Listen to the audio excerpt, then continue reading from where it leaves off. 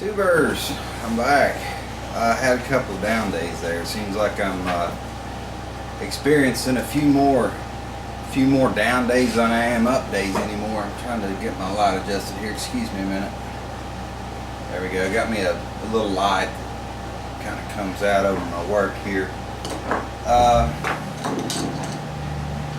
What we're going to do, we're going to get into this Gravely carburetor today. I got it pulled off there, and I kind of figured that I'd have some trouble with it because it had been sitting for so long. One thing I want to point out before I forget is any of these adjustments, like you have the they call this the idle needle adjustment, okay, and this is referred to as your main jet. It's actually a main fuel jet. It's how I'd refer to it. A lot of different little jets and passages in here. Not extremely. I mean, it's actually kind of a simple carburetor. It's an updraft carburetor. I went ahead and got this loose just for better video quality because it was really tough to get out of here. Where this flange goes up in the venturi, it was all corroded and everything.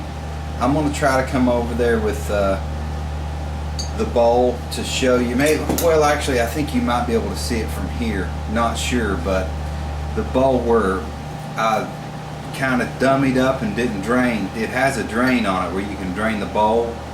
When I put my Gravely up years ago, I didn't drain it, and all that old gas evaporated, and what it left behind is it's really scaly, nasty stuff. So it's got to be cleaned up. And I'm going to use my Dremel with the flex shaft, and there's several different attachments. It's got the brush here. I'm going to try to lightly, just very lightly, go over it with this. It's actually a cutting bit, but if you're really careful, you can get down close. You know, I've also got this little stone. I don't want to take any of the aluminum out of this carburetor. This is a Bendix Zenith carburetor is what it is. But that's just the start of the problems with this carburetor. Another thing that's wrong with it, as far as the float, you know, it's free, but the needle valve is stuck. It will not drop down, and in that position, I would never get gas in the bowl of this carburetor. It's stuck. Another thing, we have these little wasps. They're in the wasp family. We call them mud daubers here. They have, as they always do, they get up in your weed eater mufflers, chainsaw mufflers, anything around here in the summertime. It's a little wasp kind of thing. What it'll do, they go kill another insect, and they put their larva back in here with its meal, and they cover it over with mud. I've dug a lot of these out over the years, and you usually find, like up in here where you see that mud's coming out, you usually find a insect in there, like a spider or something like that. Anyway, I got a lot of cleanup work to do on this carburetor. Like I say, the float arm is free, but the needle valve is stuck. I've got to clean all the garbage out of here, so that's what I'm going to be covering. And I know this thing was running great when I parked it, with the exception of the magneto. What happened? The magneto broke on me, but the carburetor was just great. So if you take something, this is just one of my pointers, if you take something apart that was running good, but you got to do it for cleaning purposes, count the amount of threads in. Like on this one, on the idle needle adjustment, I'm going to count the number of threads in, and where it stops, that way I'll know, and I'll just jot that down. See, like this is, I would call that half, one, about 1.5 turns out for that idle needle adjustment. So I know to mark that down, 1.5 on that one. And as far as the main fuel jet here, I do the same thing on that, because I've got to take this carburetor all the way apart. I'm not going to soak it in carburetor cleaner, but what I am going to do, my wife went to the store and she picked me up some carbon choke cleaner. I'm going to spray through every passage in here. I'm going to take all the jets out of it, make sure everything's clean. Now I'm going to put it back together. One thing about these carburetors, over the years they will wear. You know, you can see on this, I've got play in here, and that's an air leak. There's going to be air leaking from here inside, and you know, for a long time you can adjust it, just keep adjusting it, but sometimes your carburetor will just wear out, you know, and you have to stop the leak by any means necessary. You know, I don't know, some packing or whatever might stop an air leak, but anyway, this is our intro on this carburetor. I hope you guys enjoy. Okay guys, first thing I did, I took the air horn off here, and I want to take this pin out right here.